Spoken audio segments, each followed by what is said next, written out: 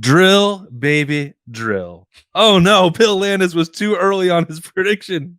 He's out of here. Welcome back to the podcast daily. It is bold predictions on a Friday morning. We are getting set for Ohio State and Western Kentucky. That is Bill Landis and Jeremy Birmingham. I am Austin Ward. I'm so sorry the bet doesn't cash, Bill. Yeah, that's BS. I don't like that. Can't put it out into the world and you do it a week later. I think that's the best way to do it. We're not doing great with these. Like, I know some of them are outlandish on purpose. Like, you know, my triple ding dong for Chip Trainum certainly came up short last week, but we've got to do a little bit better, don't we? I mean, can we get one right out of 9 bold P's this week, Berm? We've been better in the past, and this year, that's why I'm taking a new approach this week. I'm going to be a little bit more subdued with my P's. They're not going to be quite as B. They're going to be bland P's. They're going to be SPs. They're going to be subdued predictions, and that's cool. I mean, I think that we need to ramp back up towards the ludicrous. You know. Oh, okay. So, should we grade how much spice each bold P has, and then on the Scoville scale? Yeah, exactly. And then we can award bonus points according to the spice level. Yeah, I'd be like, ooh, that's a spicy pepper. Probably shouldn't say that, but you can if you want. I'm not going to tell you what he already has. That's a spicy pepper. That's the intro to next week's bold P's. But you can bet on that now. As long as it's not subdued P's, that's fine. There was an episode of American Dad where Stan's wife was trying to make the phrase "that's too spicy for the pepper" trend, and I don't know. So now I feel like I need to pick up that mantle since Marv failed me on the dabbing last weekend. Amen to that. Thank you, Marv. Hashtag slot Marv and thank you, Marv. Both of those are now in regular rotation on the podcast. He did it. Bill, let's actually make some bold P's on this show. Why don't you kick us off? Let's do it. So these Western Kentucky Hilltoppers that Ohio State is playing this weekend gave up 374 rushing yards to South Florida, which then turned around the next week and averaged less than 3 yards per carry against Florida A&M.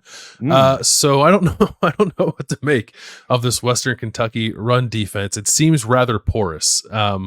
South Florida did use a lot of quarterback run in that game, which is obviously something that's unlikely to happen with Kyle McCord officially taking over the reins. But I do think there are going to be opportunities for big hits in the run game this week for Ohio State. I don't envision them running it, a ton or an outsized amount, because I do think they want to get Kyle especially into a bit of a rhythm.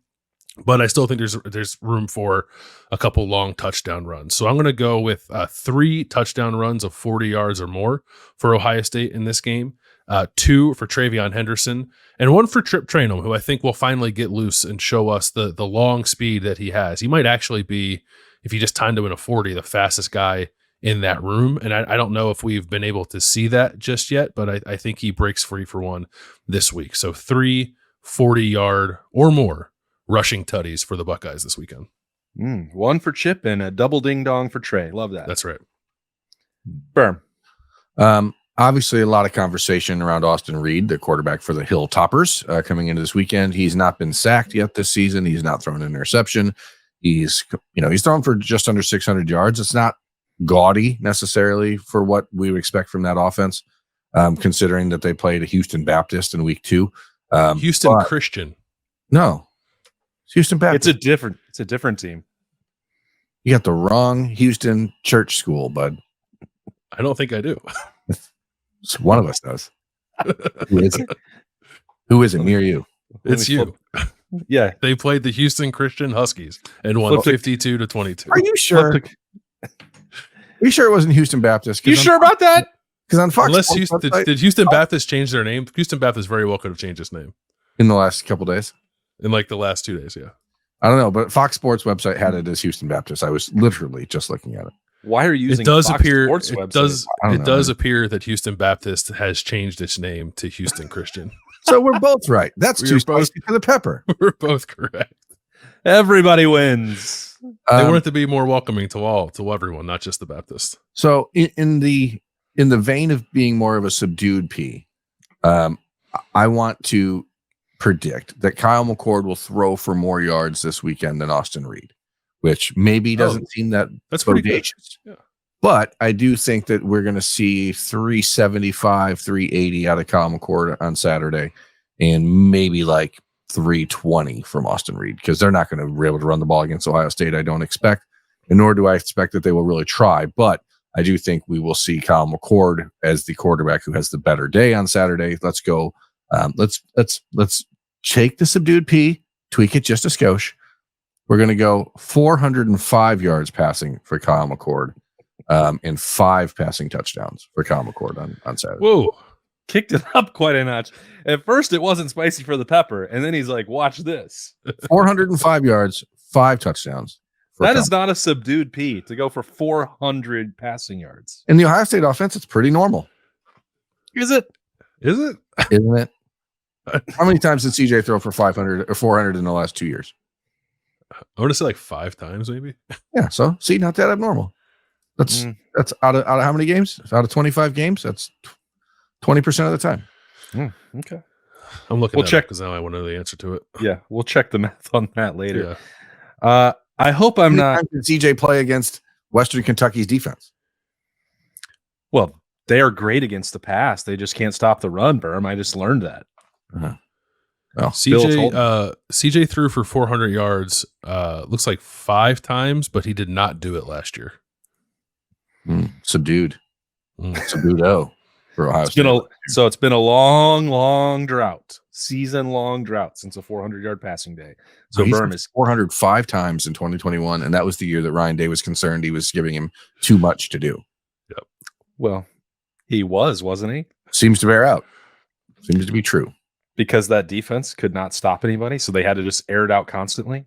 Not a problem for this Ohio State team, which will get another cornerback interception.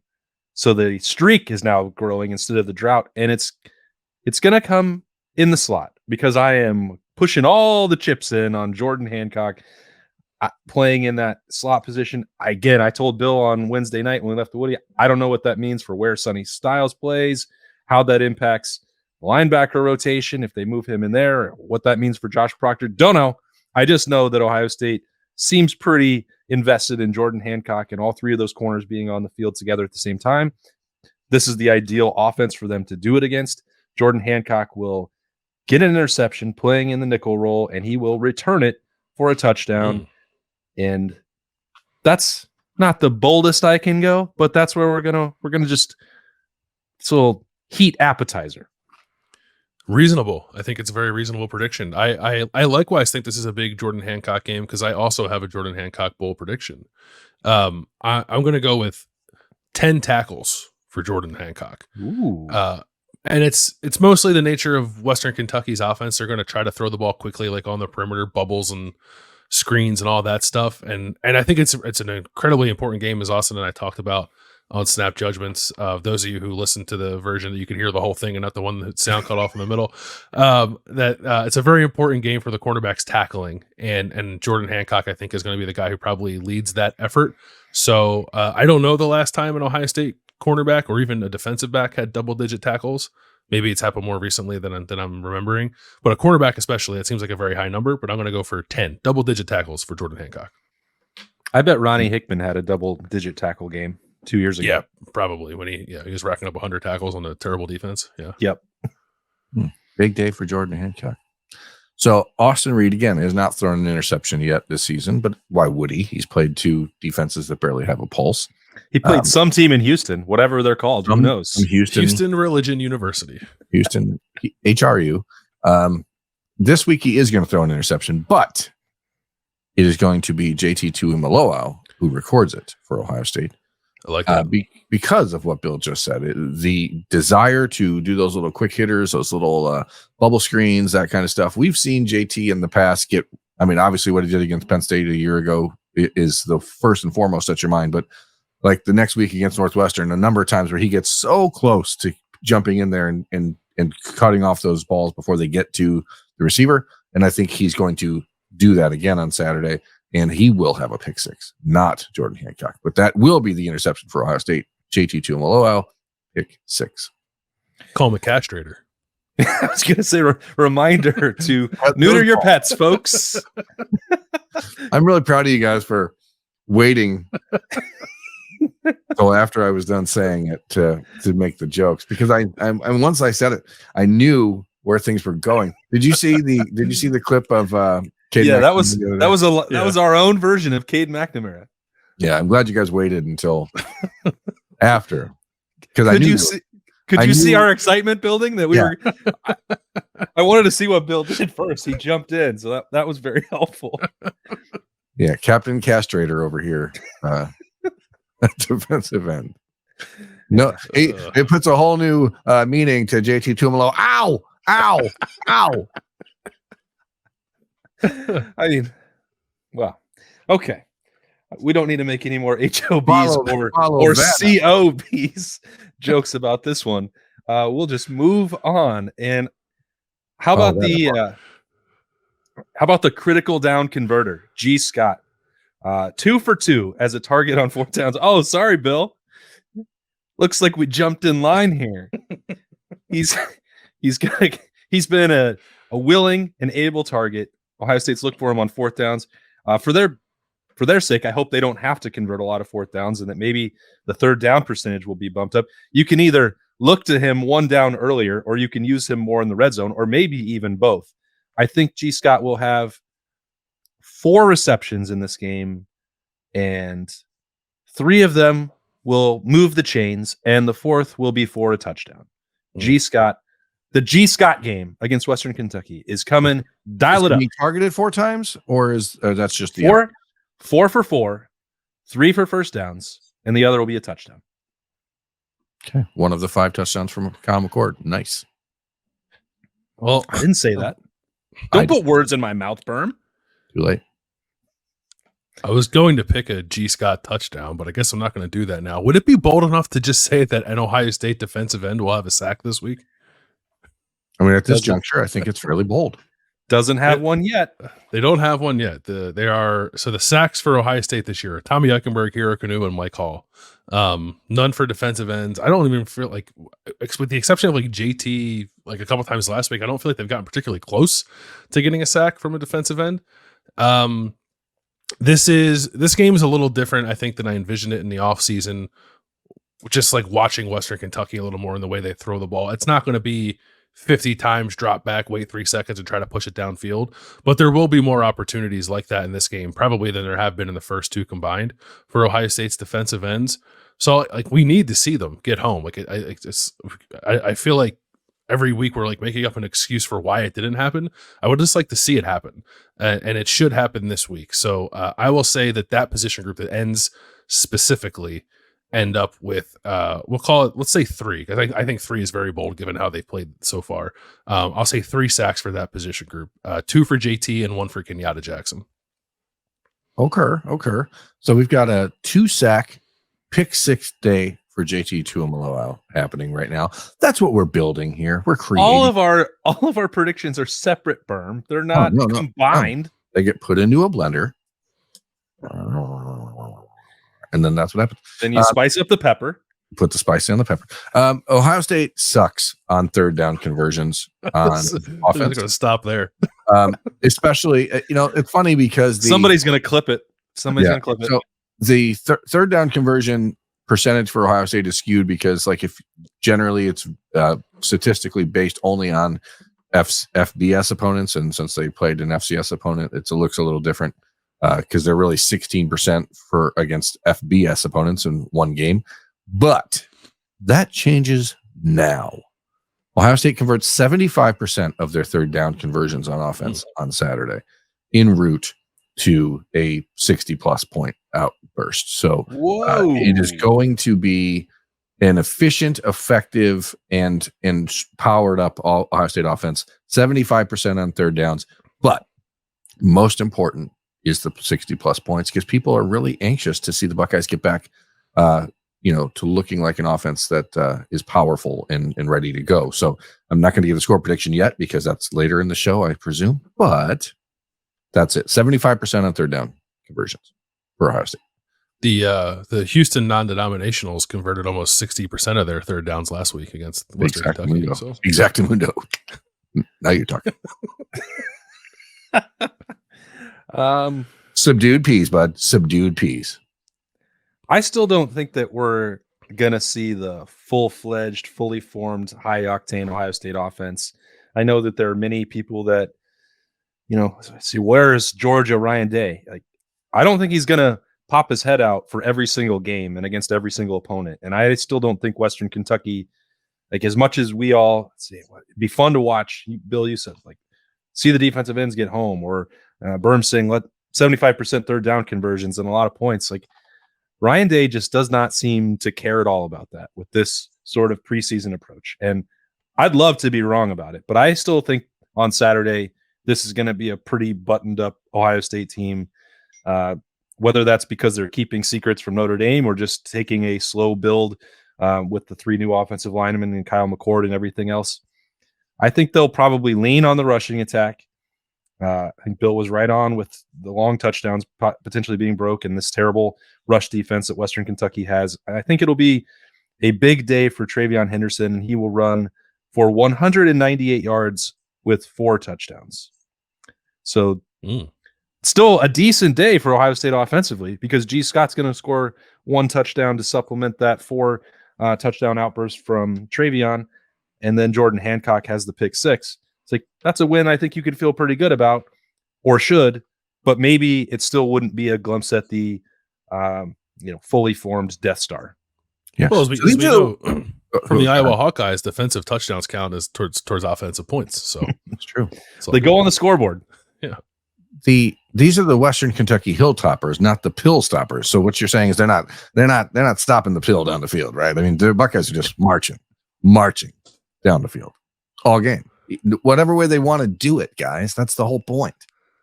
It wasn't what I was saying, but you're saying that you said 198 yards for Travion. That's what you're saying. That's not stopping the pill, bro. That's true. You've summed it up nicely for me. It wasn't, come on, bro. I hadn't framed it. Too spicy for the pepper over here. Yeah, sure. Bill and I have score predictions that are on the betting show, and they are available to you there, but Berm does not. So Berm, get into your score prediction. And what's the total right now, Bill? Do we know? Hold, please. It was like 60. It was like 64 or something. It was weird. It's kind of low. Talk amongst yourselves. Okay. Total. Let's see. Oh, great. I didn't even go to the right place. Unbelievable. I don't know. I think it was 64, I think is total. Maybe we should have just evaluated it based off of Berm's score prediction and then laughed at him. Yeah. Little did you know, I think Ohio State's going to win the 63-1. 64 is the total. That is correct. Right on the number. Let's see here. 63-1, Berm. I hate to break it to you. That's not possible. What? Scoreagami. Okay. I do think Ohio State's going to score 63 points. However, I think they're going to give up 28. 63-28 is my score prediction for Saturday. Oof. You should have picked Ohio State to score 63, but then still taking the under. What? That seems wrong, though. Nice shutout. I think this is an interesting game for Ohio State. I mean, because we've seen the defense get a little bit of some swag back in these last couple weeks. We know Western Kentucky is going to come out and do some things. They have good talent on the offensive side of the ball.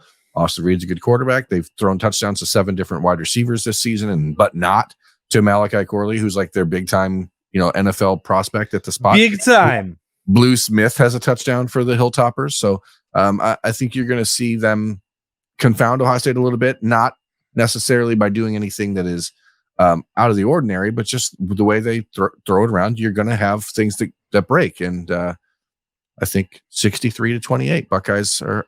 This is not going to be one of those games where the clock is an issue. I don't think. Not Blue Smith score. Did Blue score against Houston LaChristian? He has a touchdown. Wow.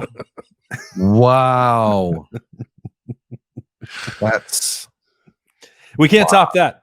That's hey, the boldness may or may not have been turned down, but the hijinks are here to stay.